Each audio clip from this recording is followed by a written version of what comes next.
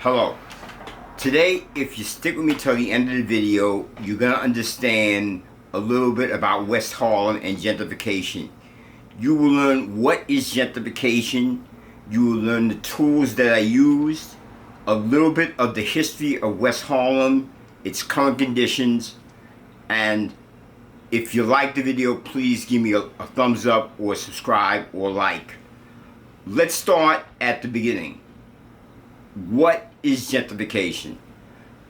Gentrification was coined by a lady named Ruth Glass in London in 1964. She was doing some work on some poor, underdeveloped locations in London. The term gentrification comes from gentry. It's a French term, and that describes the aristocracy as opposed to normal citizens. But you must always destroy before you gentrify. And let's talk a little bit about some of the tools that I use in gentrification. Redlining. This was a result of the Housing Act of 1934, in which the Roosevelt administration actually took maps and drew areas that they would not allow investment or insurance. And it was based on race, color, and creed. Some of the other tools are just simply no public investment, reduction of services, education, jobs, and police, and fire, etc. There's something called restrictive covenants, and if you have property and you look in your lease, you might find in there a restrictive covenant, something that doesn't allow you to sell property to anyone, only what's in the lease or what's not in the lease. Another tool that's used is urban renewal, which is just destruction of blighted areas. Tax abatements, disinvestment and displacement. There's a rent gap theory where it gets to a point where it makes more sense not to pay the rent. Now let's move to a brief history of West Harlem. Now, let me first go describe what I mean by West Harlem. I'm talking north to 155th Street. I'm talking west to Morningside Park, east to 5th Avenue, and south to 110th Street. But there's really no fixed boundary that I found out. Before blacks started to move to Harlem, they lived in the Wall Street area in the early or late and early 1800s, and then what happened is during the immigration term, a lot of blacks moved to Five Corners. It's this famous area.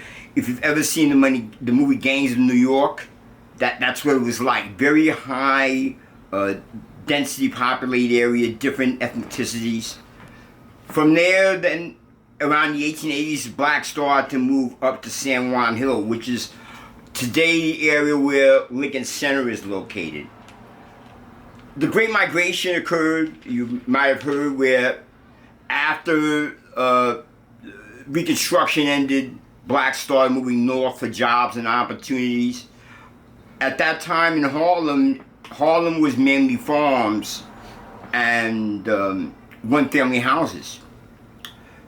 There were still Dutch farmers in Harlem around the 1870s. But when the the elevator trains were implemented in 1904, that brought an opportunity for people to move north. And thousands of slaves and ex-slaves and sharecroppers headed to New York and settled in Harlem. Around 1903, there was a gentleman named Philip A. Payton. He was regarded as the father of Harlem. He was a real estate mogul. He owned the Afro-American Real Estate Company, and he had $1 million in assets. But the story with him is, I read that he had a white businessman had bought property in Harlem and evicted a bunch of black people. So what Philip Payton did was buy a house in Harlem with white people and evicted them. I just found that kind of funny. By 1914, Harlem was 3/4 black, and it just got more and more blacks started to move.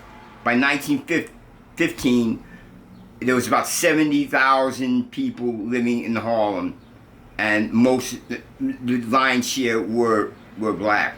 The Harlem Renaissance came along. I'm not going to go into that. That's a whole nother video. The Great Depression came. In Harlem during the Great Depression, things were a lot tougher than it was anywhere in New York. There were certain leagues formed to support tenants, like the Harlem Tenants League.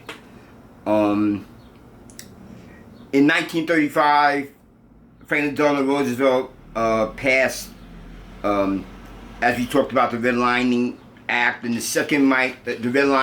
the act which allowed redlining, and the second Great Migration began. Now, what happened then in a subsequent administration, in the Eisenhower administration, a lot of money that was supposed to go into urban areas for roads was instead put into highways. So what happened is places like inner cities started to really take a beating. Their systems, federal government did not invest in them, and that was a really big impact during the 50s in Harlem. And also the deployment of high-rise construction projects became very big in the 50s in Harlem. There was also a plan to construct a housing project on the famous Shriver's Road.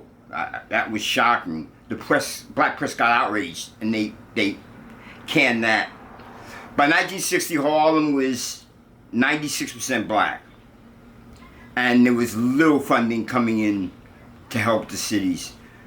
The income amongst the people of Harlem in the 1970s during that period was the lowest of any income area in New York City. In the 70s, New York City's population just dropped in general. There was no investment in land in Harlem. In the 70s, they built the Adam Clayton office building on 125th Street. And